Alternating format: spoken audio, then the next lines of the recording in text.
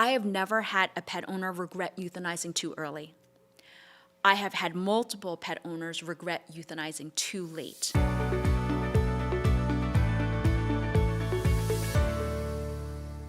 One great thing that you and I share, weirdly, is that we both get to enjoy the fact that our vice president is not only African American but Yes. Asian, and that gets me to the question: who do you admire? Who are your heroes? So I don't want to be boring, but I'm going to say my heroes are actually my parents. And as I get older, I really trust the wisdom of my parents. My parents were Chinese immigrants. They came here in the 60s and came here for education. So they came here for their masters and for their graduate degrees.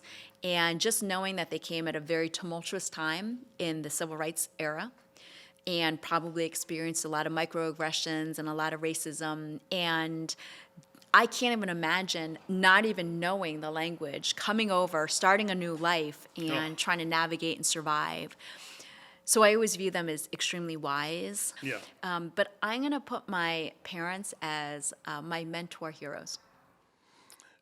I would agree with you 1,000%. That those are my heroes, and very similar to you. You know, my parents both grew up in Alabama, and both born in the 40s, grew up in the 50s and 60s, Jim Crow, the civil rights fight. You know, my father marched on Selma and was spat upon, assaulted, and so then he and my mother meet. My mother grew up in Tuskegee, which was kind of a little black haven where they didn't.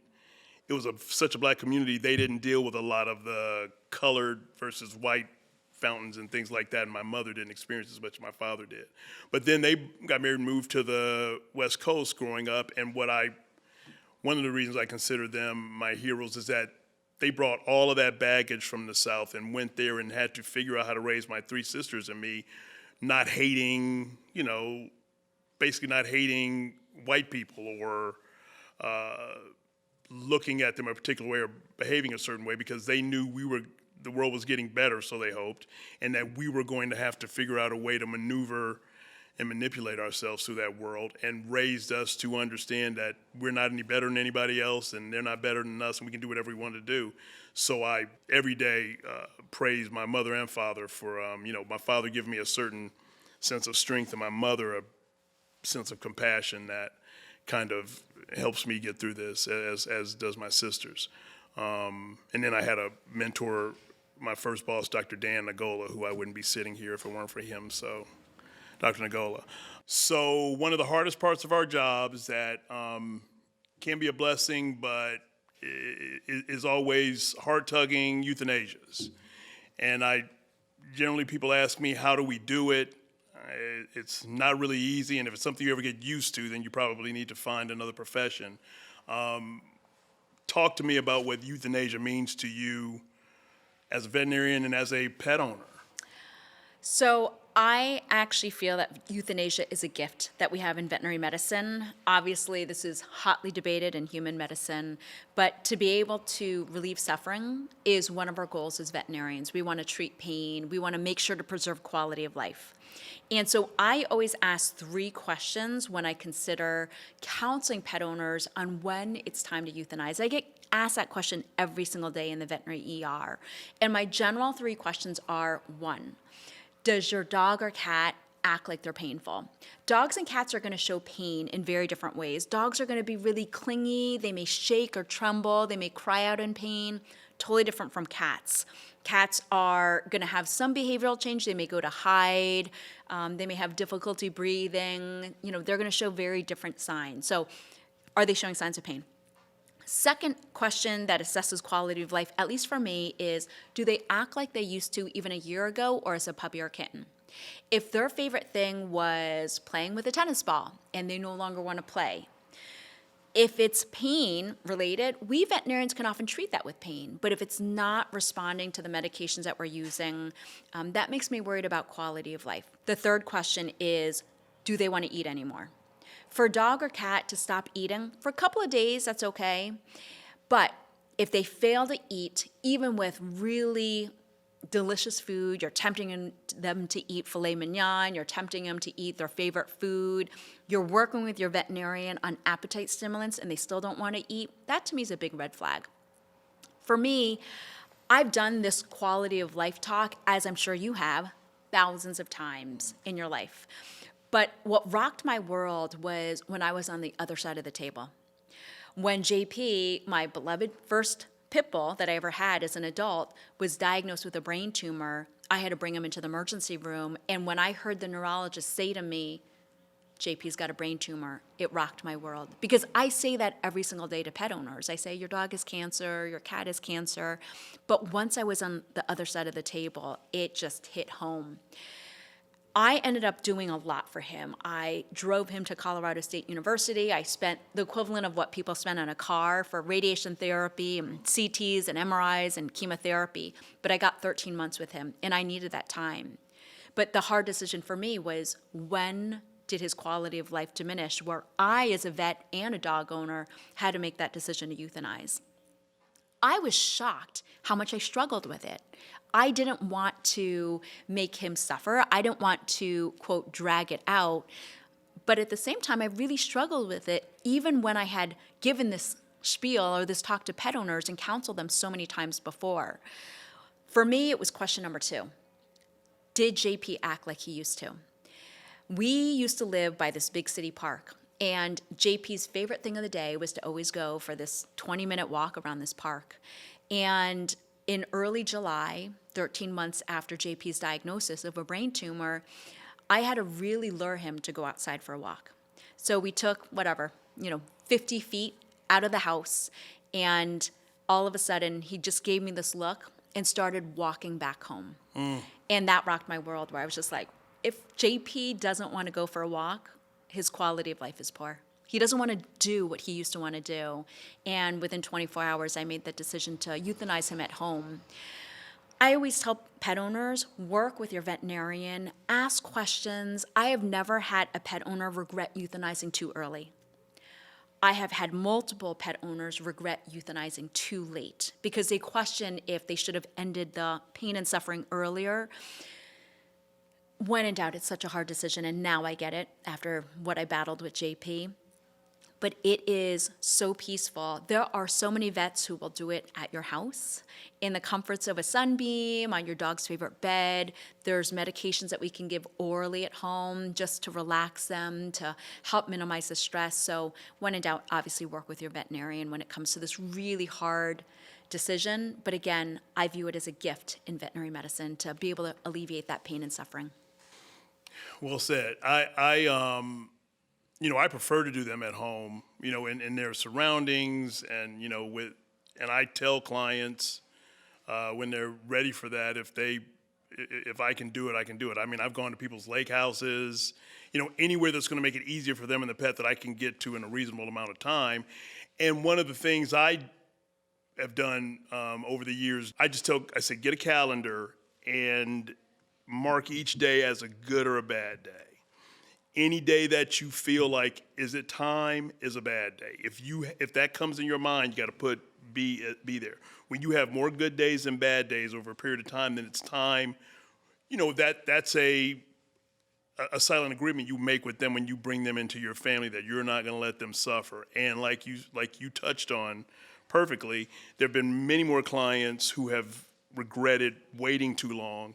And, and I tell them, they feel like they've been selfish. And I say, there's no right or wrong way to do this. You get through it how you get through it. And my story, and I'm sure you share the stories with your clients, which help them understand that you understand better. I had a Skye Terrier years ago named Elvis, and he was my companion, went to work with me, followed me around all day when I first opened my practices. And he, as he got older, had a degenerative neuropathy and got to a point where he couldn't walk. And I am the worst client. My poor wife is my veterinarian, and she was telling me it's time. I'm like, no. And you talk about things, you're number 2. Does he still do the things they love to do? And one of the things he loved more than anything was going in the cat litter box. And out of desperation, I went into the cat litter box with a scoop and scooped up some poop and sat it in front of him. And I said, there you go, buddy. It's right there for you. And And he just looked at it and he turned his nose. So I told my wife, I said, well, I think it's just that he likes the having to fight The to hunt. get it. He likes the hunt. And she's like, no, it's time. And we euthanized him at home. I stayed home for 2 days and cried like a baby. It's hard all around, and it helped me understand what a lot of clients go through. Some of them who get angry with you and will say things to you they might not normally say. You have to take that in the context of which it's given. It's just it is a blessing. It's a hard part of our job, but one of the things we get to do because sometimes even my grandfather, I wish he had that kind of opportunity. I will say I also, for probably a month after putting JP to sleep, I had to really control not breaking down when I was performing euthanasia in the veterinary clinic because it really touched me how hard it is and how raw it is for that pet owner. I'm glad you touched on that. I've known veterinarians who, after their own experience, a young veterinarian who worked with me for a while, had a difficult time performing euthanasias for a while after that because of his experience. Was that similar for you at all, or could you still do it? I could definitely do it because the way I euthanize, I'm extremely compassionate, I'm extremely empathetic, I'm scientifically detailed while being compassionate, so I can warn the owners of how quick it is, that their eyes are going to stay open, but that it's extremely peaceful, and that it's an overdose of 1 or 2 of barbiturates or anesthetic drugs. So very peaceful, experience, as traumatic as it can be, right, for a pet owner to lose their pet, but also very comforting in knowing that you're spending that last few minutes with them. So for me, I'm still able to do it, but it really made me aware of how difficult the decision is, again, once I had to do it with JP. And then you think about us, as long as we've done this, I had a patient not long ago I did a home euthanasia on, a dog named Kayla, a Weimaraner. Great pet owners who, I've seen this dog since he was 8 weeks old and now he was 16. And it was time. And, I'd seen this family have babies and they were there. And, when I went to do it, that's when it hit me that I'm going to miss Kayla. And like you just said, it hit me. Fran was actually there. My wife, Dr. Tyler, was there helping me, and I had to stop and pull back and started audibly crying with a mask on. And the owner, Marty, came over. He had to console me so I could finish the euthanasia. But it's just as sad as it is. One of the most amazing things about this profession is the relationships, not only with pets, but the pet owners, and being a part of their family and being their family veterinarian. Let's touch on one more thing. You have made a great course. Is it Great Courses? Yes, so I created a great courses called Vet School for Everyone.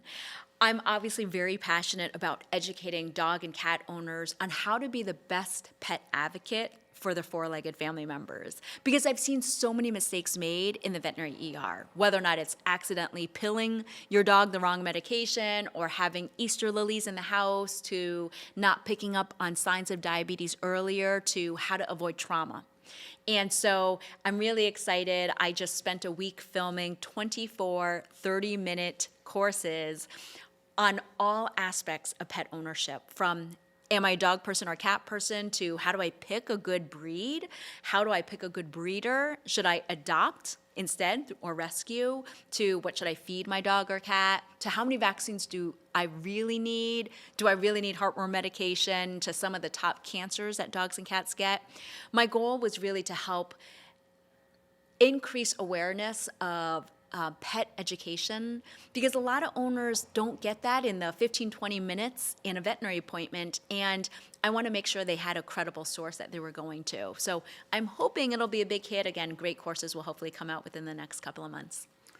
Oh, I'm sure it will be a big hit, and I can't wait until that client comes in and I'm seeing them in the room and I tell them, I think your dog has this, and they say, well, I took Dr. Justine Lee's great course, and let me tell you what I think the problem is.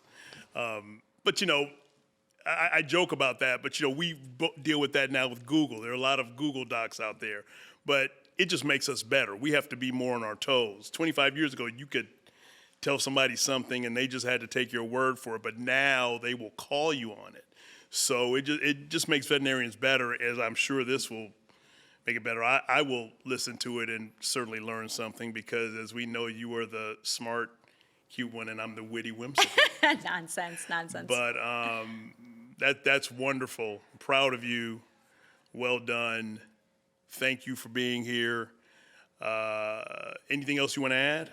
No, when in doubt, dog and cat ownership, it's 10 to 20 years. And I get asked as a vet all the time, Great. why don't pets live longer? And I have to say, as deeply bonded as we are to dogs and cats, imagine the size of the hole in your heart if they lived till 50 years. Like, we would be devastated. We wouldn't be able to recover from that. So when in doubt, I always tell people, be the best advocate for your dog and cat. Work with your veterinarian to keep your dog or cat as healthy as possible. And really enjoy and just cuddle up and love your four-legged friend right now, just because our time with them is short and we should really spend as much quality time with them as we can, and with our two-legged ones too. Thank you so much for being here and sharing all of this wisdom. We'll have you back soon. Dr. Draper. You can't get rid of me. Always an honor to see you. Thanks Yes. for all that you do too. You got it.